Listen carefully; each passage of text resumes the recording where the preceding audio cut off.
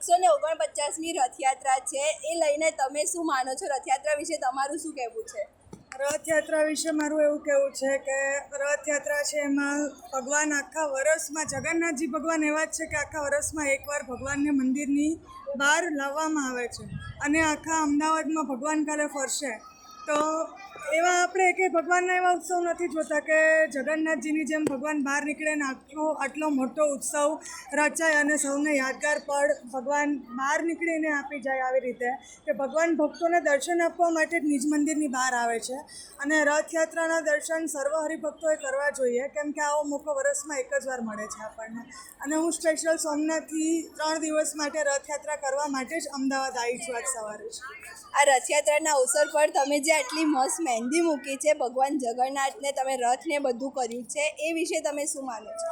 આપણે જેમ ભગવાનને રીઝવવા માટે અલગ અલગ પ્રકારોથી ભગવાનને રીઝવવા માટે અલગ અલગ આપણે ઉપાયો કરતા હોય છે કે કોઈ સાજ શણગાર સજે છે, કોઈ નૃત્ય કરે છે, કોઈ ભગવાનની સેવા કરે છે. એવી જ રીતના મહેંદી પણ એક આપણો અંતરનો ભાવ છે ભગવાન પ્રત્યેનો, કે આપણે હાથમાં મહેંદી કરીને પણ આપણે એક ઉત્સવનું અંદરથી હરખ આપણે ભગવાન સામે પ્રગટ કરી શકીએ કે કઈ રીતના આપણે ભગવાનને સામે આપણે આપણો અંતરનો ભાવ પ્રગટ કરીએ છીએ. લોકો તૈયાર થાય છે, નૃત્ય કરે છે, રથયાત્રામાં સેવા કરે છે. એવી જ રીતે મેં હાથમાં મહેંદી મૂકી છે અને હજી બીજા હાથમાં પણ હું આજે ઇન્સ્ટન્ટ કોનથી મૂકવાની છું, કેમ કે મને રથયાત્રાનો બહુ હરખ છે.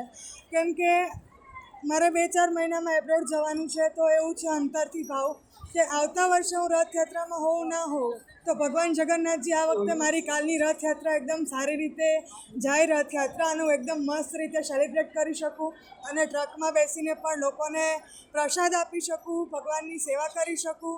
આજે પણ હું અહીંયા દર્શન કરવા આવી છું, કાલે પણ હું સવારના 3 વાગ્યાથી રાતના 11 વાગ્યા સુધી અહીંયા જ રહેવાની છું. ભગવાનને રથમાં બહાર નીકાળે અને રથયાત્રા આખી પૂરી થઈને પાછા રથમાં ભગવાનને અંદર લઈ આવે અને પછી કાલે સવારે જ્યારે ભગવાનને નિજ મંદિરમાં પ્રવેશ કરવામાં આવશે, તો સવારે હું આરતીને બધું પણ કરીશ. એટલે 3 દિવસ હું અહીંયા રથયાત્રા નિમિત્તે હાજર રહીશ. જેમ શ્રદ્ધાળુઓમાં ઉત્સાહ હોય છે, તમે મહેંદી મૂકી, એમ ગજરાજને પણ આપણે શણગારીએ છીએ, એ વિશે તમે શું કહેશો? ગજરાજ આખા રથયાત્રાનું મુખ્ય આકર્ષણનું કેન્દ્ર છે કે ગજરાજ ઉપર જે પેઇન્ટિંગ કરવામાં આવે છે, એ પણ જેમ મારી મહેંદી એક આર્ટનો પ્રકાર છે, એવી રીતના આર્ટનો ટાઈપ જ છે કે ગજરાજ ઉપર આપણે ડિઝાઇન કરવામાં આવી છે. એ આખા રથયાત્રામાં ભગવાન પાછળ જ્યારે રથમાં બેસીને આવે છે અને આગળ ગજરાજો જાણે એમનું સ્વાગત કરતા હોય રથયાત્રામાં, અને ગજરાજની સાથે સાથે ભગવાનની રથ પાછળ આવે છે, એવી રીતના એક રથયાત્રાનું મુખ્ય આકર્ષણનું કેન્દ્ર છે ગજરાજ.